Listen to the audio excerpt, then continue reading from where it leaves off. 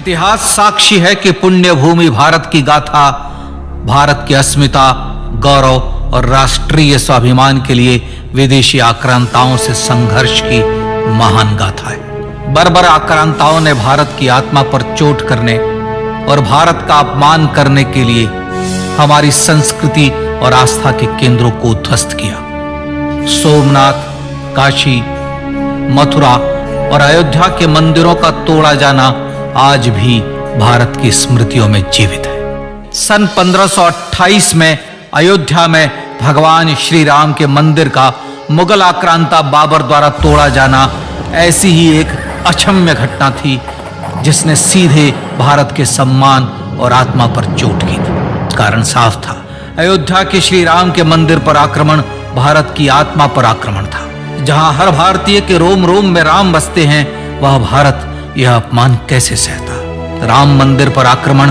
भारत को आहत कर गया था। विदेशी हमलावर अपनी बर्बरता दिखाते गए और भारत अपने आत्मगौरव को फिर से पाने के लिए संघर्ष करता रहा।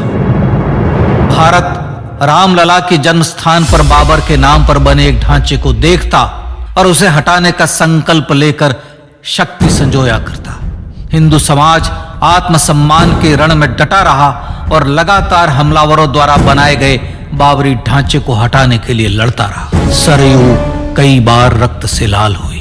कभी स्थानीय शासकों ने तो कभी साधु संतों और राम भक्तों ने राम जन्मभूमि की मुक्ति के लिए अपने प्राणों की आहुति दी। 15 अगस्त 1947 को देश की आजादी के साथ सैकड़ों सालों से चले आ रहे इस संघर्ष में नई ऊर्जा और एक नया मोड़ आया। अचानक 23 दिसंबर 1949 को बाबरी ढांचे में श्री राम लला प्रकट हुए। हजारों राम भक्त दर्शन के लिए उमड़ पड़े। तत्कालीन प्रधानमंत्री पंडित जवाहरलाल नेहरू ने उत्तर प्रदेश सरकार को श्री राम लला को विवादित ढांचे से हटाने का आदेश दिया। उत्तर प्रदेश सरकार ने अयोध्या के कलेक्टर को यह काम दिया और यह निर्देश भी कि जरूरत पड़ने पर वे बल का प्रयोग भी करें। अयोध्या के कलेक्टर ने सरकार को उत्तर दिया कि यह नरसंहार के बिना संभव नहीं है और फिर भी वह ऐसा चाहती है तो किसी दूसरे कलेक्टर से यह काम करवा ले। परिणाम स्वरूप रामलला की मूर्ति वहीं विराजमान रही। विवादित ढांचे को बंद कर दिया गया। केवल पुजारी को सेवा अर्चना के लिए भीतर जाने की अनुमति थी। फिर भी राम भक्त विवादित ढांचे के बाहर से प्रभु श्री राम की आराधना करते रहे। भारत के हिंदू समाज के लिए चुनौतियां और बढ़ गई। मामला अदालत में गया। विपक्षी दलों द्वारा अदालत में भगवान श्री राम के अस्तित्व पर सवाल उठाए गए। उनके अयोध्या में ही जन्म लेने का प्रमाण मांगा गया। भारत का जनमानस अब आहत हो उठा था। आजाद भारत में भी हिंदू समाज को अपनी आस्था और श्रद्धा के लिए संघर्ष करना पड़ रहा था। चुनौतियों के इस समय में सन 1984 में विज्ञान भवन दिल्ली में विश्व हिंदू परिषद ने धर्म संसद का आयोजन किया। इस संसद में देश भर के संतों ने राम जन्मभूमि की मुक्ति के लिए आह्वान किया और राम जन्मभूमि मुक्ति यज्ञ समिति का गठन किया।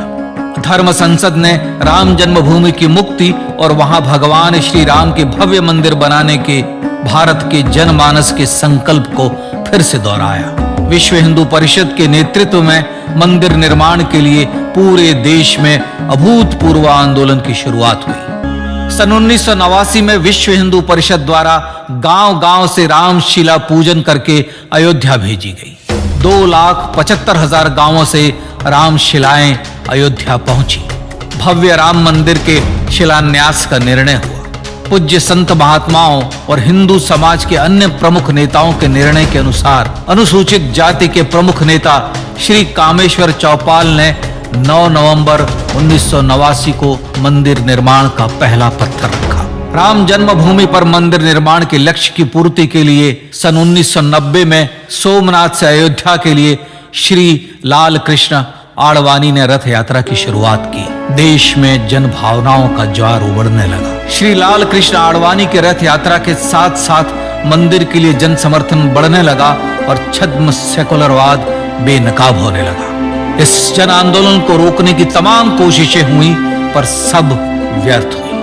विश्व हिंदू परिषद ने देशवासियों से अयोध्या में जन्मभूमि पर मंदिर निर्माण के लिए 30 अक्टूबर और 1 नवंबर 1990 को कार सेवा का आह्वान किया। परिणाम स्वरूप लाखों राम भक्त कार सेवा के लिए देश के कोने कोने से अयोध्या आए। इससे देश की एकात्मता का विराट दर्शन हुआ।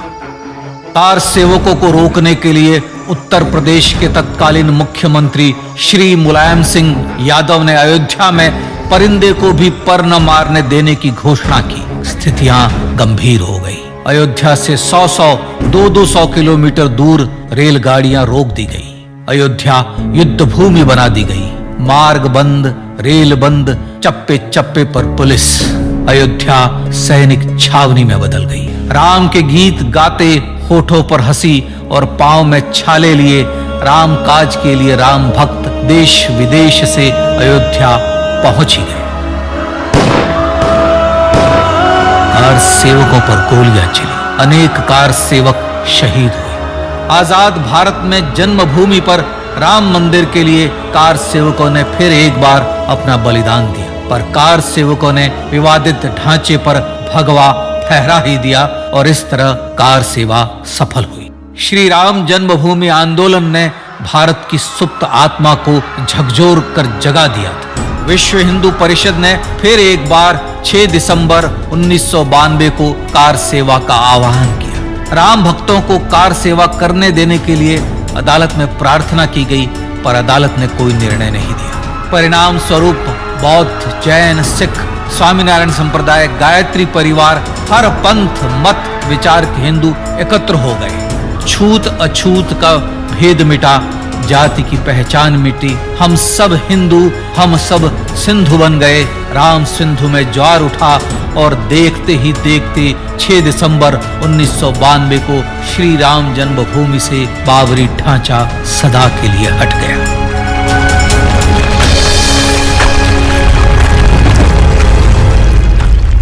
यह क्षण शौर्य, न्याय और सत्यमेव जयते का क्षण था।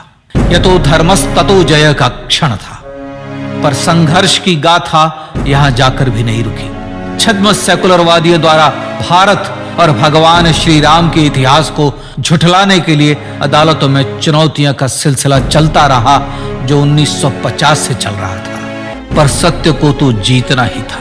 आखिरकार देश के सर्वोच्च न्यायालय के 5 जजों की खंडपीठ ने 9 नवंबर 2019 को ऐतिहासिक निर्णय दिया और यह कहा कि अयोध्या जन्मभूमि परिसर की पूरी 67 एकड़ भूमि रामलला की। और न्यायालय ने भारत सरकार को जन्मभूमि पर मंदिर बनाने के लिए एक ट्रस्ट बनाने का आदेश दिया। सर्वोच्च न्यायालय के आदेश के अनुसार भारत सरकार ने 5 फरवरी 2020 को श्री राम जन्मभूमि तीर्थ क्षेत्र नाम के ट्रस्ट का गठन किया और राम जन्मभूमि न्यास की भूमि जो सरकार द्वारा अधिग्रहित की गई थी, उसे ही नवनिर्मित न्यास को वापस दे दिया गया। 5 अगस्त 2020 को भारत के प्रधानमंत्री श्री नरेंद्र मोदी ने श्री राम जन्मभूमि तीर्थ क्षेत्र के अध्यक्ष पूज्य महंत नृत्य गोपाल दास, राष्ट्रीय स्वयंसेवक संघ के पूज्य सरसंघ चालक डॉक्टर मोहन भागवत एवं उत्तर प्रदेश के मुख्यमंत्री श्री योगी आदित्यनाथ की उपस्थिति में श्री राम जन्मभूमि पर भगवान श्री राम के भव्य मंदिर के लिए भूमि पूजन कर निर्माण कार्य का शुभारंभ किया। इस तरह लगभग 500 वर्षों से राम जन्मभूमि की मुक्ति के संघर्ष का पटाक्षेप हुआ।